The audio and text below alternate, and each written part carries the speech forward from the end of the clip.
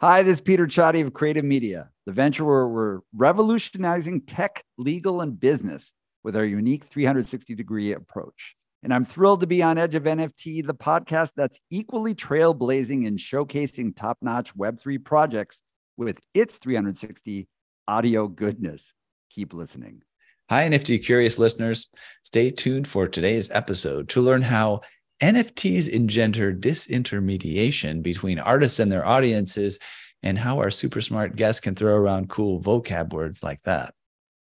Plus, hear how skydiving inspires one leader in Web3 to explore new terrains on the outer edge of this planet's atmosphere. Finally, German intelligence is spying on Web3 through the intriguing world of the Dogs of BND NFT collection. All this and more on today's episode. And before we move on, don't forget that our Outer Edge LA event recently returned to LA, March 20th to the 23rd, 2023. You can now catch up on all the discussions, presentations, and more by heading over to watch.outeredge.live and registering. It's just your email address. Then you'll have access to over 60 captivating conversations and performances. Binge watchers are welcome. Netflix, watch out. We'll see you inside. Welcome to the Edge of NFT, the podcast that brings you the top 1% of Web3 today and what will stand the test of time. We explore the nuts and bolts of the business side and also the human element of how Web3 is changing the way we interact with the things we love. This podcast is for the dreamers, disruptors, and doers who are pumped about this ecosystem and driving where it goes next. Today's sponsored episode is part of a media partnership with today's guests, and that's Peter Csathy, the creative force behind Creative Media, a novel venture pioneering in media, music, entertainment, and tech advisory services. Navigating the crossroads of traditional and tech-driven media, Peter's global reputation is anchored in his unique expertise and his ability to fuse these two worlds seamlessly. His illustrious 3-decade-long career is studded with high-stakes deals, leadership roles in trailblazing media tech companies, and strategic tenures in major studios. Spearheaded by Peter, Creative Media is not just another advisory firm. It's an innovative venture shaping the landscape of legal and business services in the media and tech spaces. Peter, welcome to Edge of NFT. Great to be here. Thanks for having me. And by the way, what an introduction. I got to live up to it now. Exactly. That's what a lot of our guests say. It's like, whoa, wow, that person, I'm feeling competitive now. Yeah. And by the way, for the listener at home, it's always fun to give them a sneak peek if we have an interesting, background visually, and you've got some guitars out there, and, it looks like you're a very musical person. So that's kind of a fun reason to check out the YouTube video and see where you're hanging out. Yeah, no, there's a lot of music in my world. That's for sure. Sounds like it. And I know a little bit of your background, Peter. We've known each other for a little while, and I was really excited to have you on the show because you look at the world of Web3 through an interesting filter with your music background, but also your legal background. And, really take a 360-degree approach through Creative Media to how you view the world. And I don't have a deep legal background. Ethan doesn't either, but you do. So let's sort of go into that. But first, just share with us how your unique venture was conceived and how you go about looking at this space that we call Web3. Yeah, no, very good. Listen, again, thanks for having me. So as you said, 3 decades, which is kind of insane at this point to even think about it that way. But I've worn just about every hat in the world of entertainment. I started off as an entertainment IP lawyer back in the day. And one of my early clients was NWA, which in an interesting twist of fate led me to my wife. So that's pretty wild that NWA led me to love. And then I went into the studios where I became more of a business guy. So I was at Universal and among other places. And I negotiated deals from like $1 to multi-billion-dollar joint ventures around the globe. Then I was a serial entrepreneur that was running tech-forward media companies. So as CEO for a number of different companies, including one that was Spotify before Spotify, essentially. And we were acquired by Yahoo back in the day. but it was a company called Music Match, and it was we were on the cutting edge of streaming, and we were amongst the first to actually create on-demand streaming. And then a couple other companies, and then for the past, I would say like 10 years, 7 years on my own with Creative Media. I'm a deal maker, connector, external general counsel, and advisor, board member, a lot of different kind of hats. And the reason why, and what Creative Media really came out of, was the fact that I have worn all these hats. So I understand technology pretty deeply because I ran technology companies that were always in the content world. So I understand. I'm not a lawyer in the sense of being a non-operational guy. And I've found that, like, from Creative Media, the help, I think, for clients and just those who I advise is the fact that I kind of can bring this 360-degree background together. Like, I understand how entrepreneurs are when they're building companies. I've been there trying to raise capital. I've been there on the M&A side, and so I know what the ride is like, and hopefully I can help them be a problem solver. That's great. 360 is great. I mean, I think we have a little bit of that at Edge of Company as well, but it might take 3 people to get the 360 view. You got me, Jeff, and Josh at the helm here. Well, you guys don't have 3 decades, so you're younger than I am. I don't know. Yeah. Well, but at that point, we might actually have some sort of like beyond 360 multi-dimensional thing going on, because there's, even more domains at play. But yeah, for sure. But yeah, totally get that. And the value of that, it's so rare for people to be cross-disciplinary, and it's hard to calculate the value because it's so easy to get siloed within a specific domain. And, it's even hard to succeed within a specific domain if you don't go too deep. Right. Yeah, for sure. So, you're now doing things in NFTs, which is its own domain, which maybe benefits from the diversity of your experience. But, as you're navigating this and doing this with the people that you consult with and work with, what are the most significant legal developments and just general developments you're observing? Yeah. Well, so first of all, I'm going to step back just a second, which is like the whole idea for, I think, what you mentioned, kind of staying on top of everything. Like, no matter what role you play, it's so critical to stay on top of where technology is taking the business. And I'm in media and entertainment and content and creators and audiences.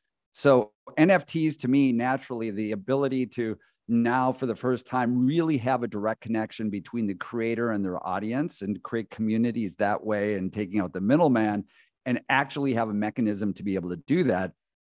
Before even the name NFTs, I believed in that idea.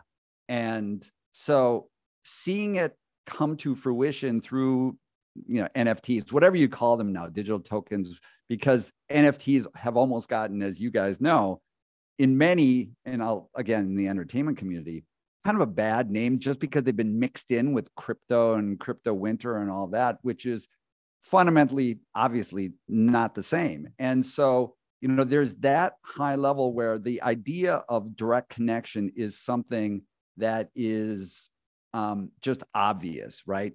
So the changes that I've seen since NFTs and what they represent on the legal side or in the business side, because business and legal go directly together, is that everything is happening in real time. And so as things were, this was really coming to light in the last couple of years in terms of content creators generating NFT opportunities, there were very few rules of the game and very few people who really understood them. So it was kind of the Wild West. Now, with any new technology, AI, whatever, you see the evolution of it where people are trying to figure it out. And you have the early cases where there's a problem that comes up, then there's a kind of a janky solution that the courts or the litigation system comes up with. And then ultimately there's a call for regulation, and then regulation is created by those who really don't understand what's happening, but they do the best, which creates more problems and disputes. So what I've seen is that I've seen that evolution, of course, in the Web3 space and with NFTs and the media business. And all happening very fast. No matter what role you play in this world, you need to stay on top of this stuff because it impacts everything, how you create, how you market, how you sell. And in the last several months, I would say in the last 6 months in particular, there's been a hell of a lot of activity from the calls to regulation, where regulation is beginning to really pick up steam, but also some resolutions of some highly watched cases in the NFT space. So Andy Warhol will talk about that and how it impacts some of the other cases that I've been tracking. But that's the high level of this natural evolution of a new technology where people are trying to figure it out. And so the courts end up doing the best they can. And then everybody who's in the ecosystem looks at the clues that have been created and tries to mitigate the risks that they have as they go about it. Well, it's a mantra, it's a good one to have. We're all doing the best we can with the resources that we have, right? Yeah, compassion. But that's right.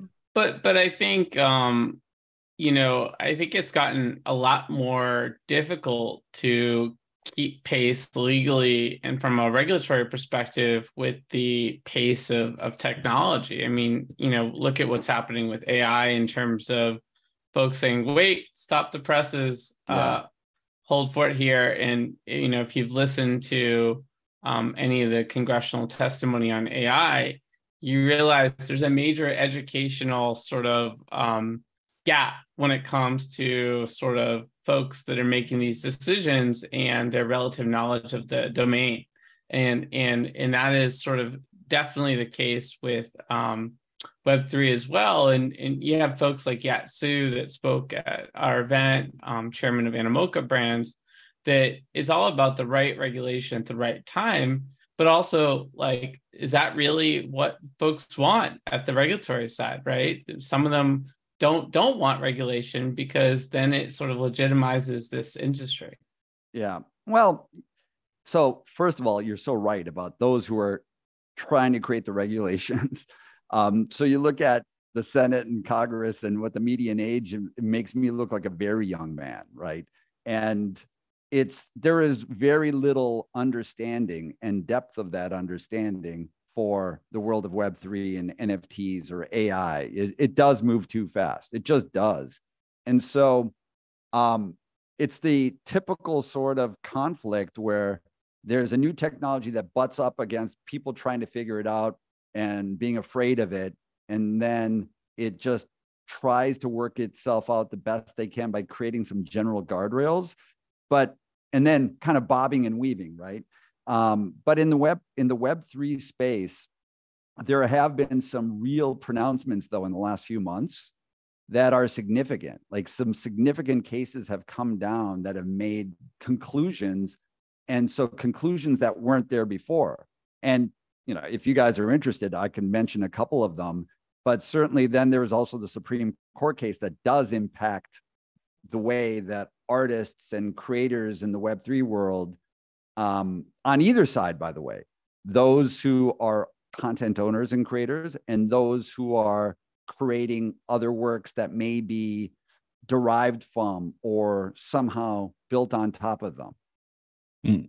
So you mentioned that court Warhol case previously, right? I'm looking over it now, and it's kind of, you've got a photo of Prince, which appears to be taken by someone else besides Andy Warhol, and then an Andy Warhol print there, which is pretty much clearly just a few strokes different than the photo. If you have to translate something from photo to image, there's not much you can tell this came from one thing, came from the other. Tell us about this, and how is this related to NFTs what tell us, the listener, about it a little bit more, so they understand what's going on. Yeah, for sure. So in the Warhol case, as you mentioned, there was an original photograph, and Andy Warhol did use that as the basis of of creating a series of works based on Prince. And there are, although it's a couple brush strokes, it's very Warholian in its style. It's kind of like if Andy Warhol did the Campbell's soup cans, which were very literal depictions of it. Here you have prints, and it's still one would typically say it was a transformed piece of work, the going from the photograph to the artwork. So what happened was that Warhol work was put on the cover of Vanity Fair magazine after Prince's death because it was a collector's issue. And in that particular case, there was no permission sought by the photographer, the underlying photographer of the work, only from the foundation that owned and retained the rights to Andy Warhol. So the photographer was not happy about that. The photographer felt like it was stealing an opportunity for her, a commercial opportunity, where if Warhol's work wasn't there, then maybe Vanity Fair would have licensed her and paid her to use her photograph.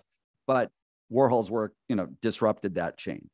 So just to clarify now, is this something where it's very openly clear that these two things are connected, and maybe Vanity Fair should have known that they should have cited the photo and they just didn't happen to, or did it just come out in this whole thing that it came from the photo? No, it was very clear. And actually, what's interesting is that Vanity Fair, or one of the publications in Condé Nast, several years before that, actually did pay the photographer. But in this case, fast forward several years, didn't happen. It was probably a slip up, but whatever, it didn't happen.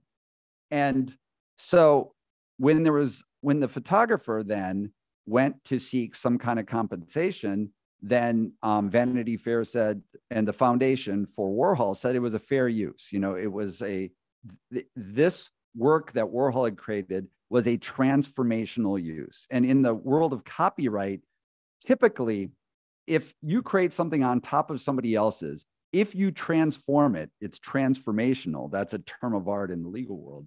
Then typically it's found to be non-infringing as a fair use, right? Because you have transformed, you've created into something different.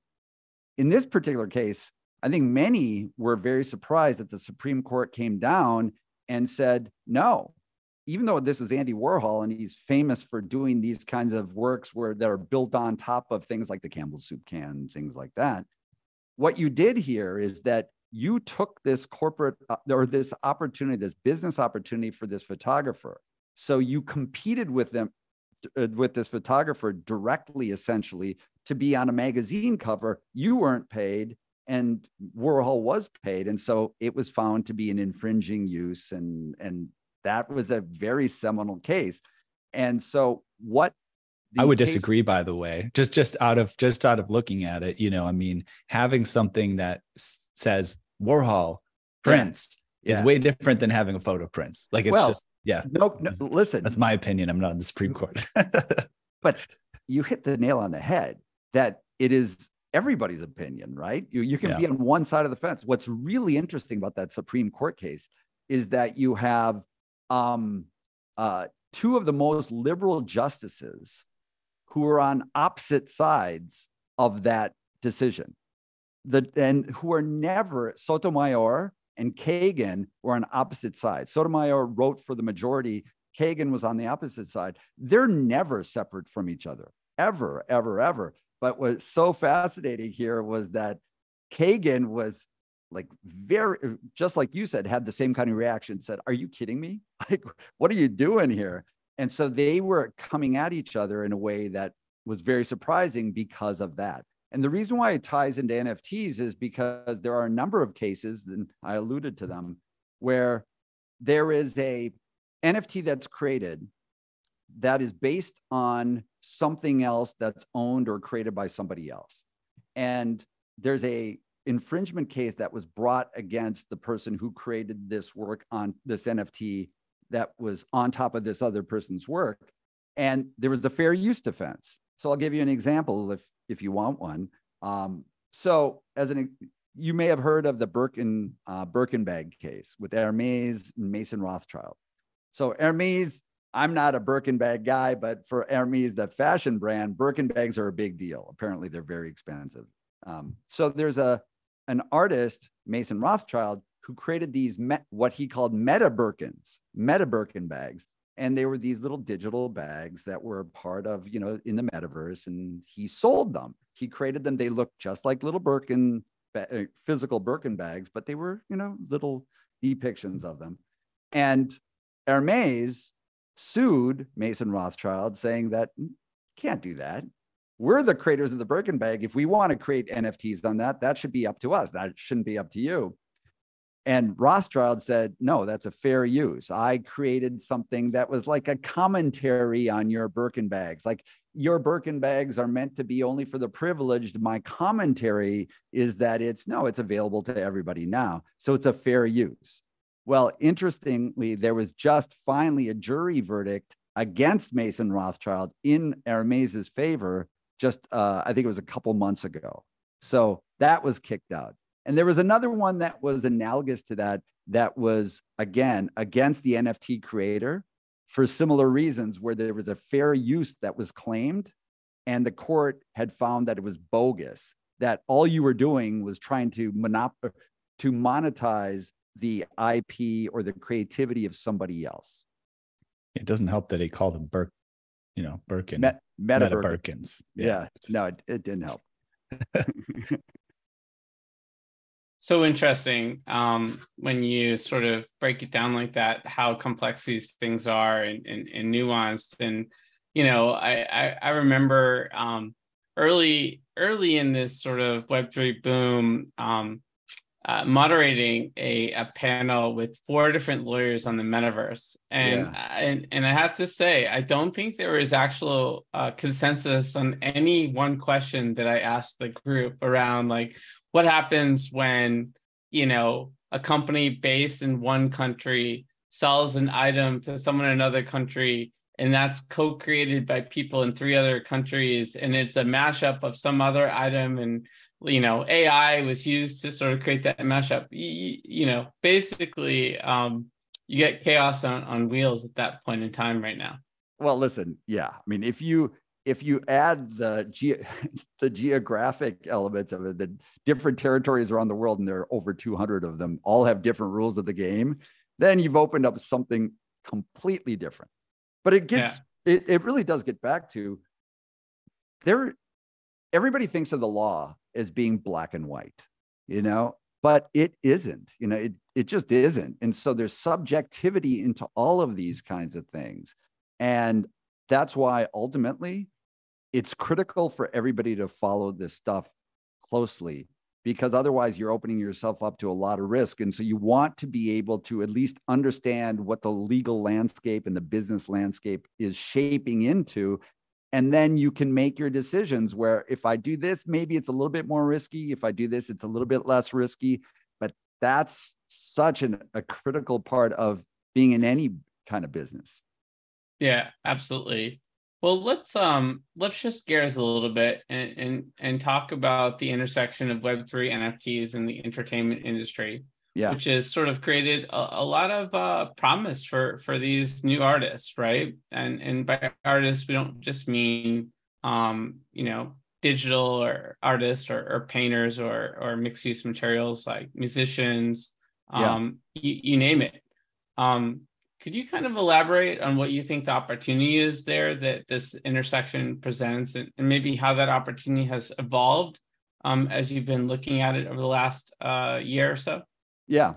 So again, I mentioned this a little bit earlier, that I believed in the idea of NFTs, for years and years and years. I wrote an article in Variety 12 years ago about the concept of, the beautiful thing about streaming is that it allows a direct connection between the audience and the musician, which kind of opens up a world where now it expands the audience, and it's up to the artist to then take that expanded audience and find new ways to monetize. I just believed in that kind of concept. So in the entertainment world, I am tremendously bullish, always have been, on what NFTs represent for the creative community. I think it's an amazing opportunity to disintermediate, take out the middle person. And now you have the creator and the audience that have a direct connection, where your fans can support your work, and they know that it's going directly to the creator, and the creator can create the value that they want their fans to have. And it's this living, breathing organism that supports each other, and each gets direct benefit that's out from it. That's the beauty of this direct connection that's enabled by what NFTs are. So the high level concept is that it's direct connection. It can create a real community around the artist, but also a community around those who appreciate the artist. So what does that mean? It really kind of means whatever the artist wants it to be. The beautiful thing about an NFT is that you can create the act of creating an NFT and the benefits that flow from that is an act of creation in and of itself. And so, now through NFTs, you can, of course, create a work of, like, let's say a song. And if you're a member of the club, because that's the way I always tell people to think of it, you pay admission to the club, this community, through your NFT. If you're a member of that club, you have exclusive access now to that song, or to that added benefit, or to that meet and greet, or to that special merchandise, or to whatever you may want it to be as the creator. And we've thought of some things so far, up to this point in the world of NFTs and artists, but it's a constantly evolving thing where, again, it's a creation to come up with what that package is. So I think that the opportunity for the creator to now monetize directly through their audience, give them benefits, and for the audience to feel special and connected with that's a great thing. Then, of course, NFTs can uniquely ensure that the creator gets an ongoing share of the value that's generated from their original work. So through secondary markets now, for the first time, you have the creator being able to get a continuing share anytime there's a resale of that work. Well, you did, except Blur kind of changed that tune a little bit. Yep, they did. And OpenSea followed, right? And so, I wrote about that, and that happened a couple months ago, where a huge promise and something that really excited me in the entertainment world with NFTs was the fact that the creator, for the first time, would really benefit from ongoing secondary sales of their original work. So, I'm a painter. I sell it to somebody. I sell it to you, and you're a collector. Well, for me, the artist, I'm done. That's all I get. I get my, $1 million for selling you the painting. Then 5 years from now, you sell it for $5 million. You get that $4 million of excess value in it, but the original painter, me, I get nothing. Obviously, with NFTs and the secondary sales, where I get an ongoing share of that in artist, on and on, that was a huge promise of going into the NFT world. And now with OpenSea and Blur and, changing the game, I think ultimately that will change back, because it will have to. And, but because that's such a fundamental value in terms of what NFTs can represent to the artist. But so there is one more part that I find to be really interesting.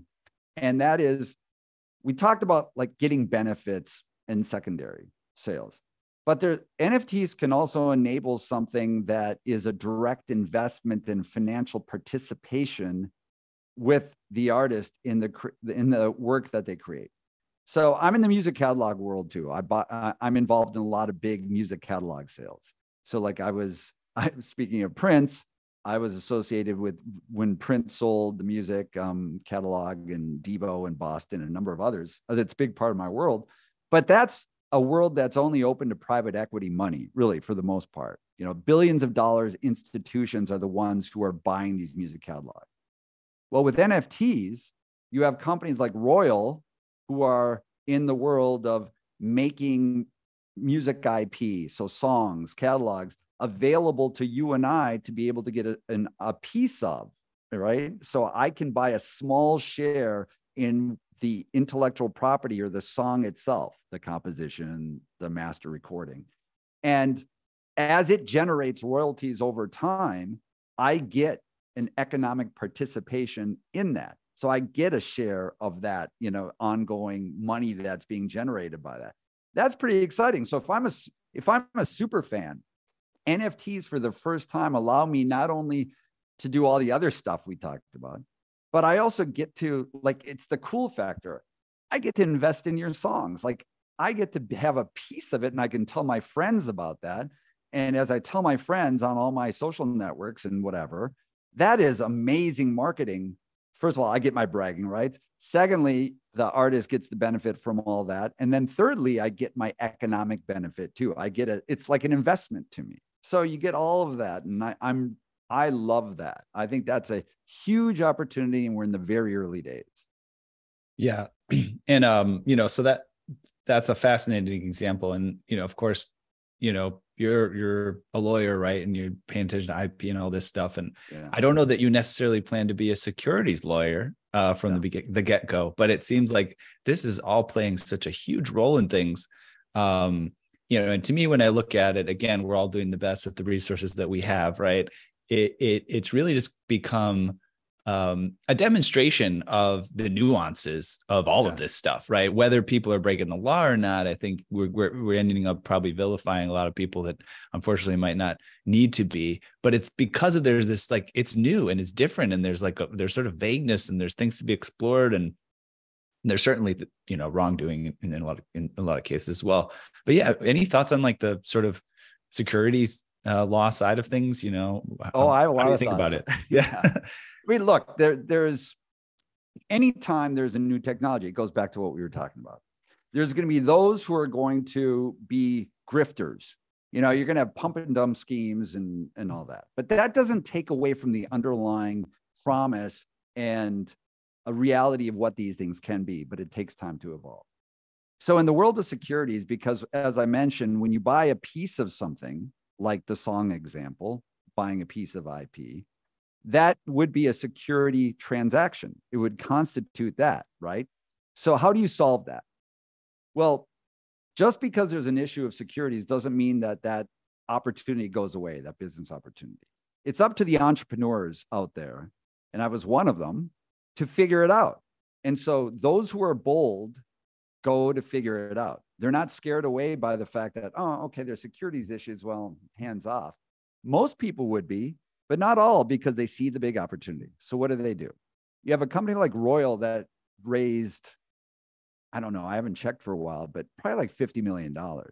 And they put blue chip, and I've talked to these guys, they put blue chip lawyers on it, and they are churning and burning to make sure that they're mitigating the risk.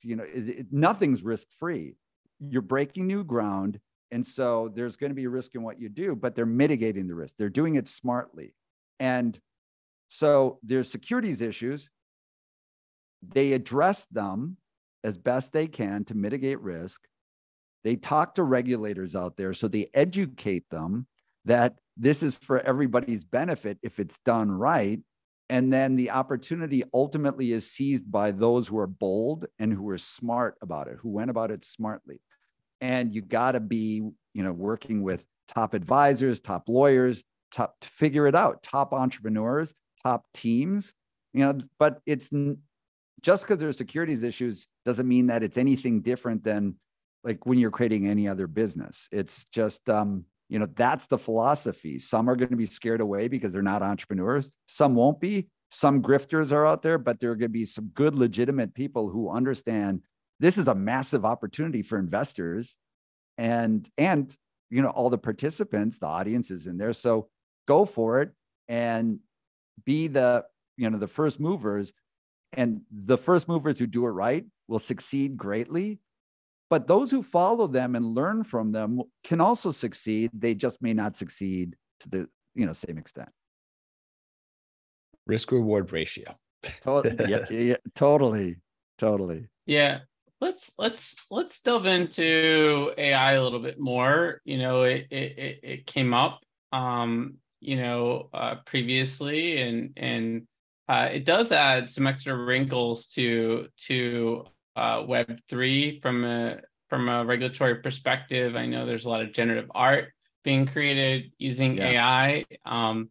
I recently went to a symposium on AI with a major talent agency, and they were talking about the complications of, mashups and how those mashups are often derived from other mashups. And then, folks are using AI, and where's that point where it becomes like transcendent as like, or transformative, as you mentioned before, versus, not transformative. How do you see sort of artists leveraging AI in their work, and what impact does that have on the industry? Yeah. So I work with artists all the time, in different mediums, a lot of musicians, but not just. And you see the full gamut, as you can imagine. You see some artists like Grimes, who really embraces it and is a first mover, which is not surprising, given the fact that she's always been a very tech-forward artist. And then you have others like, I've known Alex Ebert, who's Edward Sharpe for the Magnetic Zeros. That's Alex. He's this really smart, savvy guy and great artist. And he is horrified by what AI represents, right? So you have the gamut. So I'm very, I believe that AI presents a real risk to jobs in the entertainment community, like any new technology does. I mean, when Pixar hit the scene, it changed animation forever, hand drawing and all that. So you lost a lot of jobs that way, but it created a whole new world. It was seen as a different kind of tool. So we see that happening with AI, but at a very different pace. AI is moving so fast. I think fundamentally, on the copyright side, there's a big case right now. Getty Images is through it's against Stability AI, I think. One of the the big visual AI generative companies, and it's about how AI is training on all of these Getty Images that are out there, training its large language model, and it copyright infringement case. And so it gets to your point. Well, okay, let's say you're scraping and training off millions of images out there and a new image is created. Is that really a copyright infringement when it's such a micro infringement? These are questions that, how do you answer them, right? So you have the Getty Images kind of case. That's a huge case out there right now. Everybody should know about it. People are tracking it. And that's when it's just like there's AI scraping publicly available stuff out there, that much of which is copyrighted. And many in the entertainment community would say that's an infringement.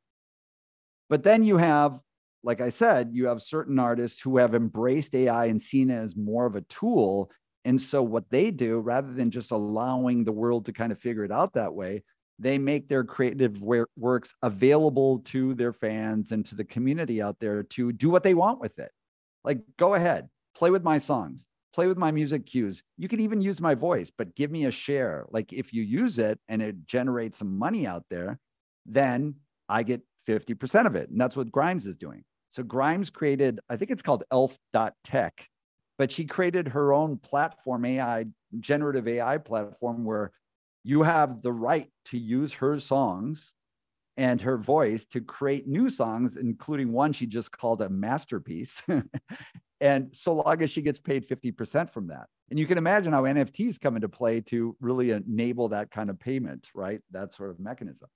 Yeah. So you have that kind of thing where, like, one artist embraces it. Peter Gabriel's another one who's talked about it a lot. And then some who are horrified by it. But this is what I tell people all the time with new technology. You may be horrified, but that doesn't help you. This is the world we're in. You have to accept it. So what are you going to do about it? It's not going to go away. You can't regulate it away. It's not going to be regulated away. And nor do you want it to be regulated away, but you need to educate yourself, really understand it, play with it, experiment with it, and try to find a way, like Grimes did, to use it, to use it to your advantage. So I think that, and I want to give you one other approach. There's like Getty Images is against Stability AI that was scraping this entire body of work on the internet. There's another company that I think is really cool called Lore Machine, Lore Machine. and they're based out of Los Angeles. Really smart people coming out of the creative community. And what they do is they enable people to create visual landscapes around stories.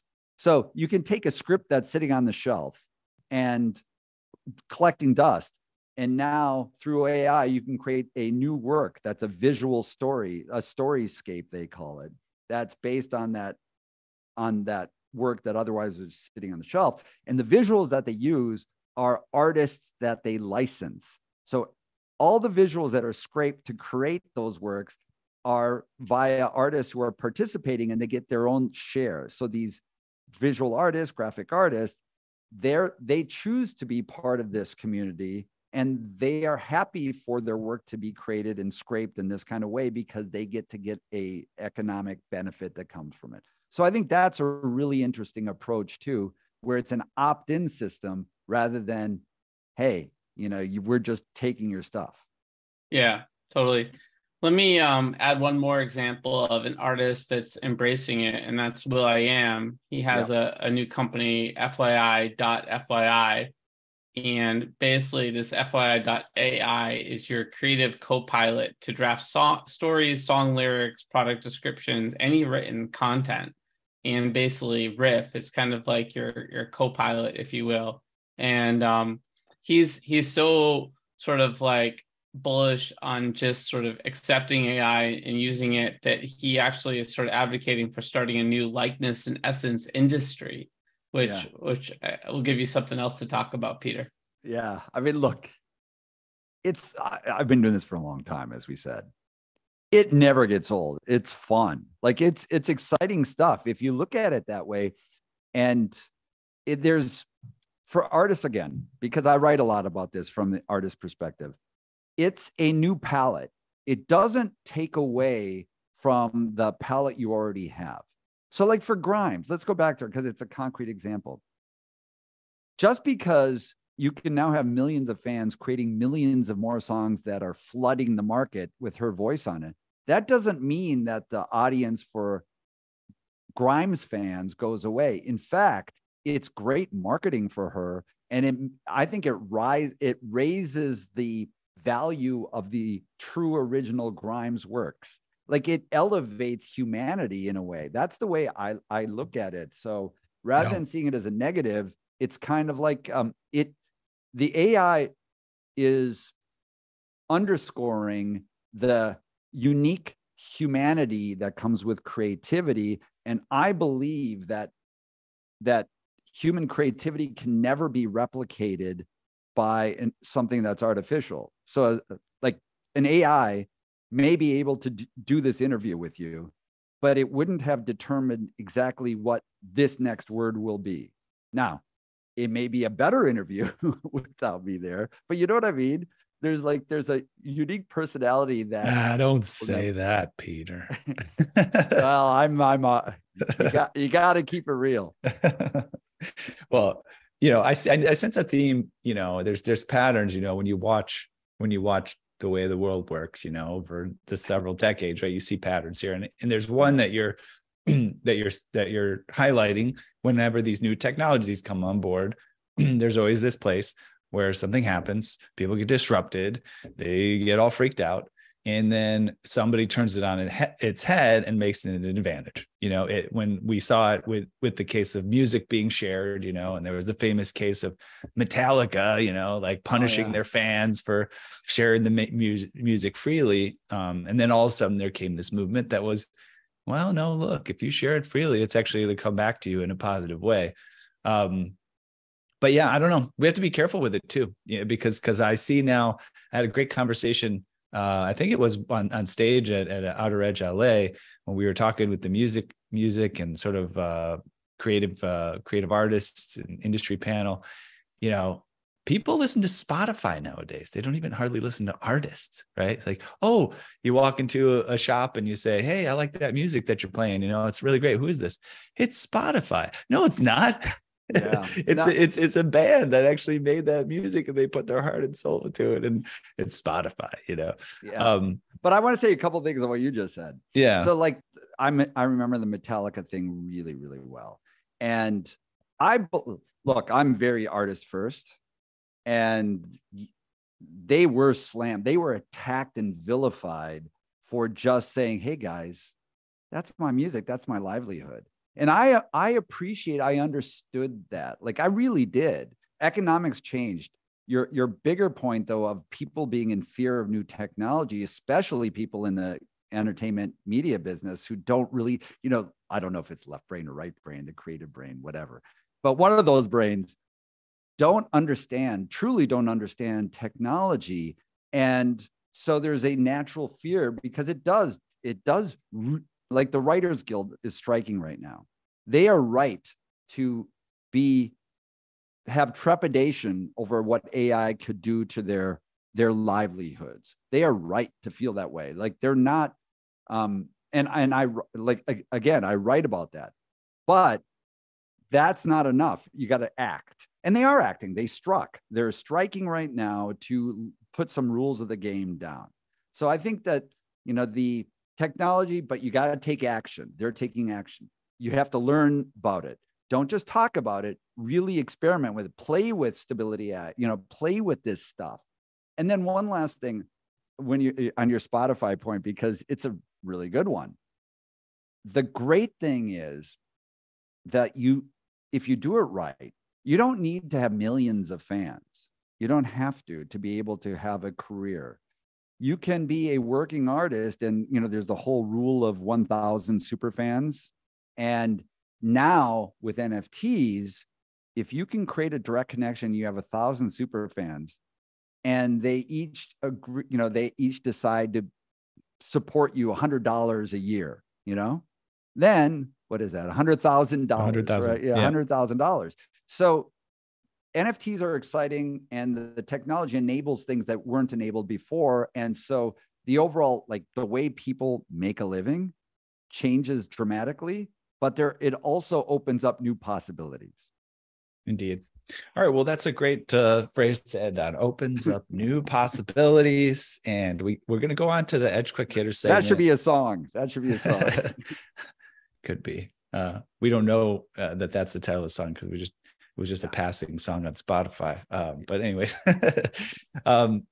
going on to Edge Quick Hitters. That's going to be really fun with you, Peter. I'm sure it's a fun, quick way to get to know you a little bit better. 10 quick questions.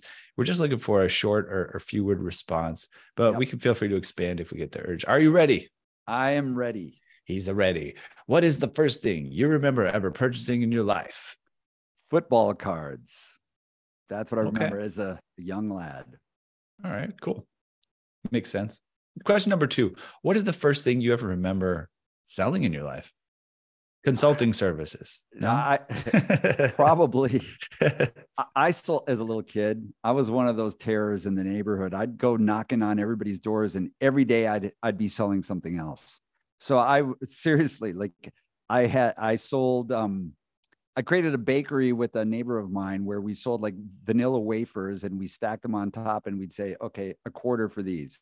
I went to a local radio station, and I was selling I was probably like 8 years old. And I said, I got advertising. I can advertise your radio station, and create little signs and pound them into the telephone poles.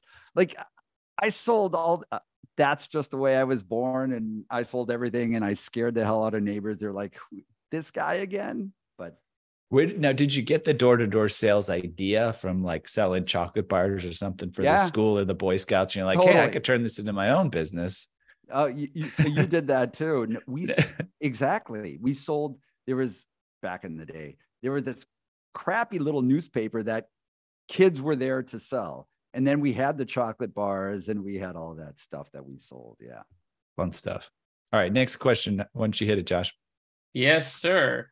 What is the most recent thing you purchased?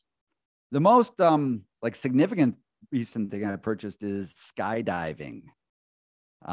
So a couple of weeks ago, I went skydiving for a big birthday, and it kind of is more indicative of the things I like to spend my money on, which is experiences. But that was the last real experience that I bought.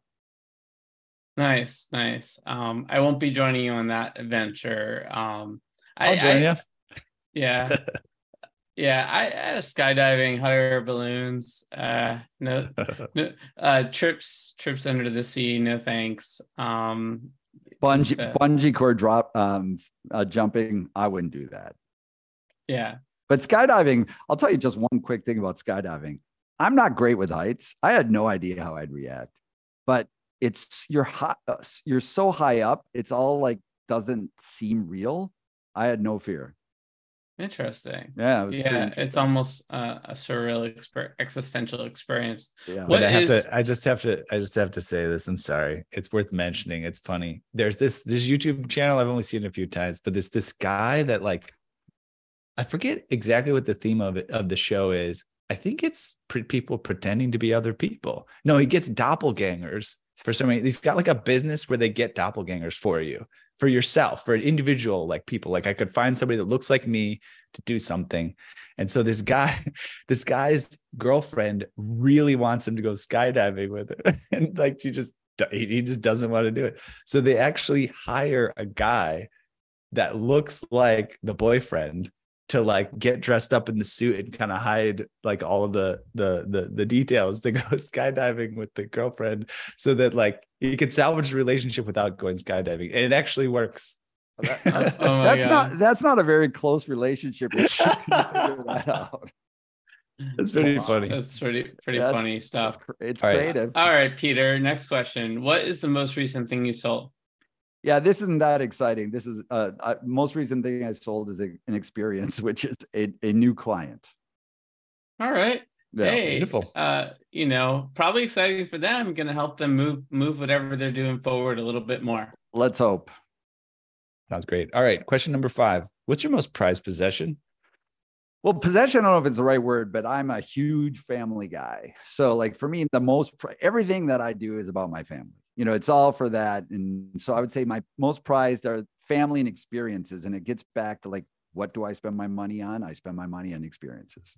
So, and then when you say family, how big is that? Is that like your little family? Is that all the cousins? You have like the big family party with 1,000 people at it and the picnic thing, or what constitutes your family? Yeah. Our family is kind of our core, like the core squad of my wife and 2 kids and 2 dogs. We have an expanded family like that was just coming for a reunion, but like it's my immediate squad. The squad. Yeah. The Csathy crew. Love it. All right. Question number 6. If you could buy anything in the world, digital, physical, service or experience that is currently for sale, what would it be? I don't know if it's currently for sale, but I would like to think everything has a price. I would say I would buy the chance to put on a reunion of Pink Floyd. Ding, ding, ding, ding, ding, ding, ding. You're a little bit too close to home here. We've had Scott Page as a guest on the show. He's a saxophone player, Pink Floyd, and he's one of our biggest fans, self-proclaimed. So, I'll say any place in the Wisdom. Yeah. You may have a shortcut here, or you may. Do you know him as well? I don't know. I do not know him, but I will have to make an introduction. Yeah. Awesome. Yeah. Good guy, very big believer in the potential of Web3. He's been a disruptor his whole career. So we love Scott. Yeah. All right. Peter, if you could pass on one of your personality traits to the next generation, what would it be? I would say just passion/curiosity. Like it never gets old, it's fun. Yeah. Like we'll have to ask AI, what is a word for the mix of passion and curiosity? At least if it's not in English language, there's a word for it in some other language. And on the flip side, if you could or maybe somebody, some could call it manic. I don't know. I wasn't going to go there, Peter. I was going to give you the benefit of the doubt on that one. Thank you. AI has produced a definitive answer: zeal. Zeal. Okay. All right. Zeal. There you go. Powerful 4-letter word. All right. If you could eliminate one of your personality traits from the next generation, what would it be? I have too many to say one, but I'll throw one out there. It's kind of a mixed bag, but intensity. I'm really intense, so I think that the engine runs hot. Yeah. Yeah. So what does your wife do to like cool down the engine? No, Thank God she's she's just like this, she's steady. And yeah, look, it's anything you can turn too much of a positive, I guess, could be a negative and vice versa. Right. So it's finding the right balance. Yeah. No, I appreciate that. My girlfriend's definitely my sort of steady sort of rock when it comes to sort of how things rub off on her. I mean, she's has a marriage and family therapy background, so she's heard it all, seen it all, and I think that gives her some valuable perspective. Oh, I'm sure. Yeah. Yeah, all Josh has is an Edge of NFT podcast video background. Yeah. I'm sorry, that was a weird joke. I don't know. Question number 9. All right. For those watching on YouTube, that's kind of check out the video background. All right, next question, number 9. What is it that you did just before joining us on the podcast? I had a great little tri-tip lunch while I was watching the latest of what Putin had done this weekend. That was my little pre-podcast break. It sounds like something that happens in this decade for sure. All right, next question, final potential question. Yes. What are you going to do next after the podcast? Oh, I'm going outside right after. You guys are in Los Angeles, right? We are sort of. Okay, so I'm typically in Chicago. I happen to be in San Francisco right now. Okay. And Josh lives in Los Angeles himself. Yeah. Okay, gotcha. So I live in San Diego. And as Josh knows, the last 6 months, we've had terrible weather in Southern California where we haven't seen we literally have not seen sunshine. So the last few days have been the first days of it where it's like beautiful, gorgeous days again. And I know I sound like I'm whining. I understand that. But I'm going to go outside and enjoy it. Sounds there great. We go. Beautiful. I understand you have a bit of a surprise shout out for us today. Who would you like to call some attention to? Okay, so I'm a sentimental guy, so I'll say my shout out's going to be to my wife and 2 kids and my daughter. I'm so proud of her. She just has a new place that she got in West Hollywood. We moved her in this weekend. She got her first job. She's working at WME. So Hunter, congratulations to you. Did that all on her own. I love that. My son's at NYU Film School in his 3rd year. He just went back to New York City. He's on a shoot right now, a music video shoot. So I'm proud of. And then for my wife, who's amazing. So shout out to her and all the stuff she does. And then I'm going to throw out a shout out to one of my favorite bands that you'll probably know or may not know, but they're just amazing and they're great poets and artists. Not huge, but not small. Manchester Orchestra. Amazing band, beautiful songs, but also hard rocking songs. They kind of do it all. Beautiful. I love that. Very, very tastefully sentimental. I love NYU. It's one of my favorite schools. That Washington Square Park. If you go to Super World, which is like the NFT overlay on the real world, you can kind of buy properties. I own the little plot of land above the Washington Square Park arc. Good for you. Yeah. Good for you. NYU owns a ton of property, man. Oh yeah. It's a great spot. It's a great university, great education, all kinds of good stuff. I'm glad you say that because it's ridiculously expensive. It is a bit expensive. It's a bit pricey, but you know what? You love your child and I love it. Yes, I do. All right. The next thing to do is just kind of wrap everything out. Before we officially do that, we want to know where listeners can go to learn more about you and the project you're working on. Yeah. Okay. So you can go to creativemedia.biz, B-I-Z. Creativemedia.biz is my company. You can also follow me on Twitter at Csathy. That's P as in Peter, CSATHY. And then I have a regular weekly column in The Wrap, which is a media publication. And so you can look it up, The Wrap, THEWRAP, Peter Csathy. And I write a lot about Web3, a lot about AI. It's all in the world of media, entertainment, and content. So I think you'll actually find it to be vaguely interesting, if nothing else, if you have if you have nothing else to do, there's content there. So those are a couple places. I like your newsletter, Peter. I subscribe. I'm a fan, and I know you subscribe to ours. And I am a fan. I'm a fan, and thank you for pointing that out, because yes, I do have an NFT and AI newsletter that's called the AI and NFT newsletter. And I forgot what the URL is, but if you just search my name and AI NFT newsletter, you'll find it. But thanks for that. Perfect shout out. I appreciate it. Yeah. And I will respell your last name just because it doesn't sound like it looks on paper. Csathy. Go check them out. And you are actually also contributing to a generous giveaway with us, in addition to kind of being a partner for us and kind of helping us create this wonderful episode. So it's free 30-minute legal and business consultation, and we will let people know out on the Twitters how to participate in acquiring that wonderful offering. Thank you. Yeah, happy to do it. And right back at you guys for the content you guys put out. You know, it's important. It's important to get the latest and greatest from people who know what they're talking about, and it's interesting, it's compelling, and it gets back to educating yourself and keeping up to date, no matter what you do in the business, is fundamental. It's critical. Thank you so much. All right. Well, we have reached the outer limit at the edge of NFTs for today. Thank you to everyone for exploring with us. We've got space for more adventures on this starship. Invite your friends, recruit some cool strangers that will make this journey all so much better. How? Go to Spotify or iTunes right now, rate us and say something awesome. Then go to edgeofnft.com to dive further down the rabbit hole.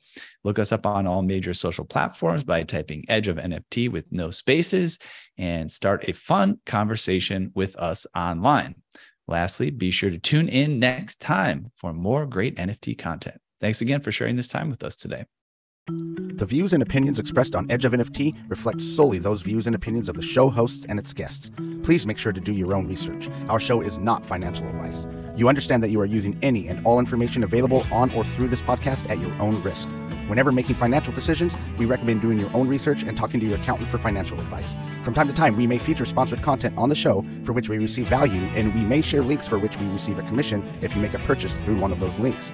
Refer to our website, www.edgeofnft.com, for our full disclaimer, terms and conditions, and privacy policy.